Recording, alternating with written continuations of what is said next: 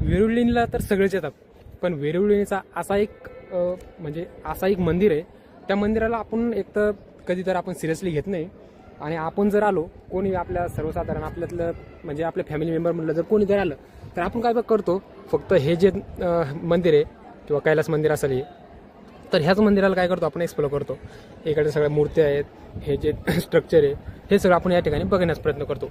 पण मित्रांनो, मी तुम्हाला आज अशी एक गोष्ट दाखवणार आहे, ती गोष्ट म्हणजे सर्वसाधारण नाही आहे. आपण या ठिकाणी येतो, काही लोक वरतून येतात पण काही येत नाही. जर काही आले जर असेल तर हे एक छोटंसं मंदिर दिसते इथं, तुम्हाला दिसत असेल. आणि हे मंदिराची हाईट पण एवढी छोटी आहे, तुला सांगतो तरी या मंदिराची हाईट जी आहे ना तरी 5 फूट आहे.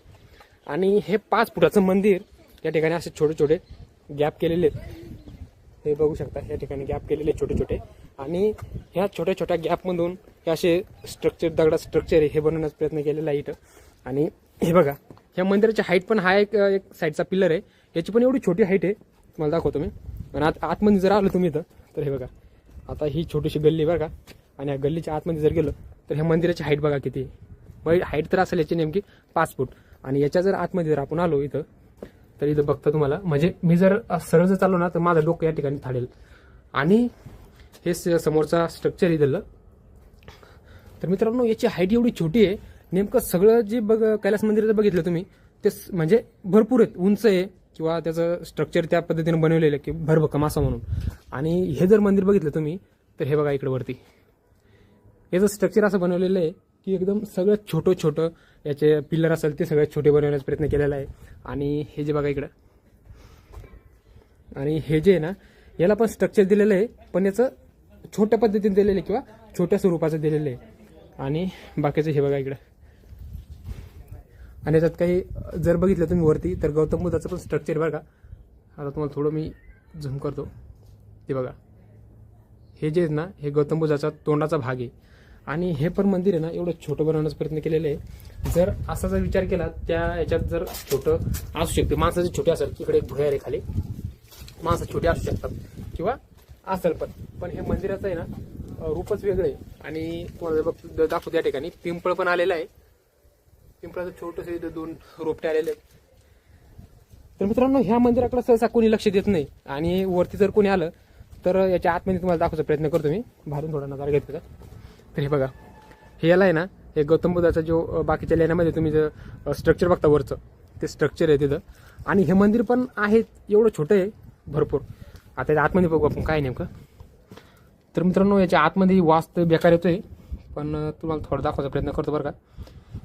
आणि हे खोल भरपूर दिसतंय बरं का, हे खोल भरपूर दिसतंय. ज्या आतमध्ये ना याला काऊन बंद केलंय, नेमकं काय विषयाचं कारण काही सांगता येत नाही, पण हे खोल पण भरपूर आहे. आता तुम्हाला दिसत नसेल कॅमेऱ्यामध्ये का दिसते.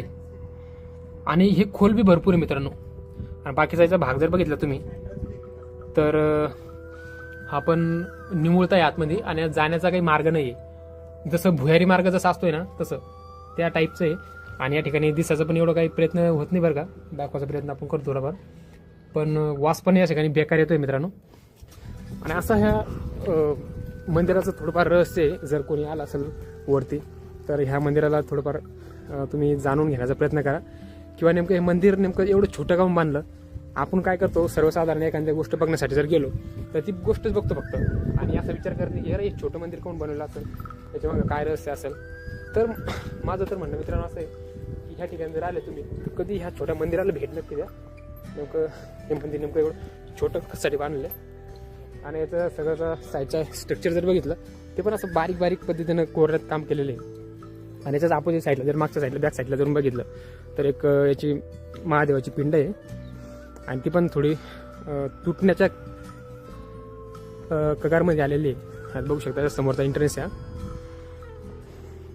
आणि त्याच्यात जस्ट अपोजिट साईडला हे मला वाटतं गौतम बुद्धाचं याच्यावर हे दिसतंय तुम्हाला स्ट्रक्चर दिसतंय, किंवा त्यांचं कोरी काम केलेलं आहे या मंदिरावर.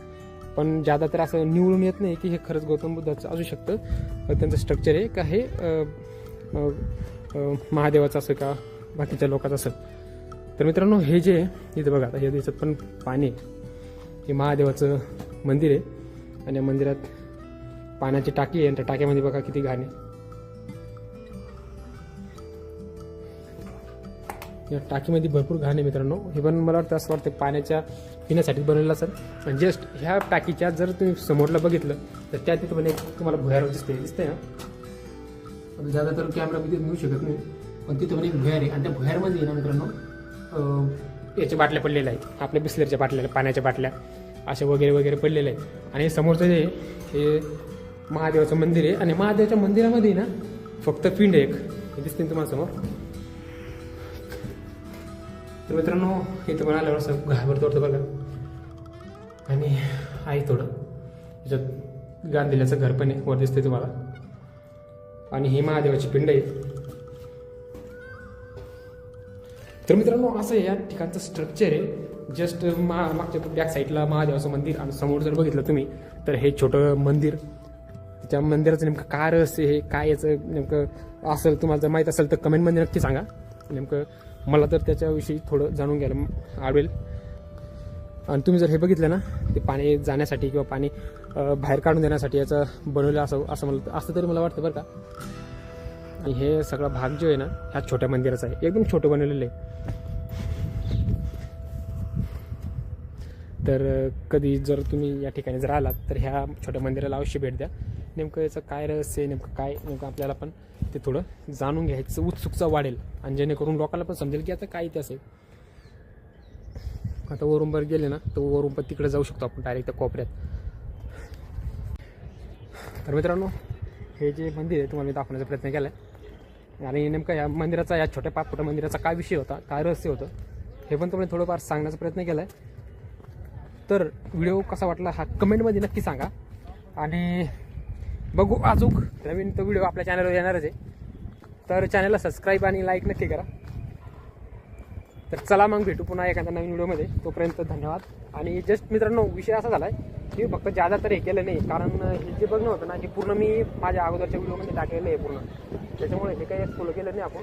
फक्त जे मंदिर होतं छोटं त्या मंदिरालाच, त्या मंदिराचा शूट आपण घेतलेला आहे, त्यालाच आपण दाखवायचा प्रयत्न थोडाफार केलेला आहे. तर असा आजचा हा दिनचर्या होती आणि आजचा हा व्हिडिओ होता.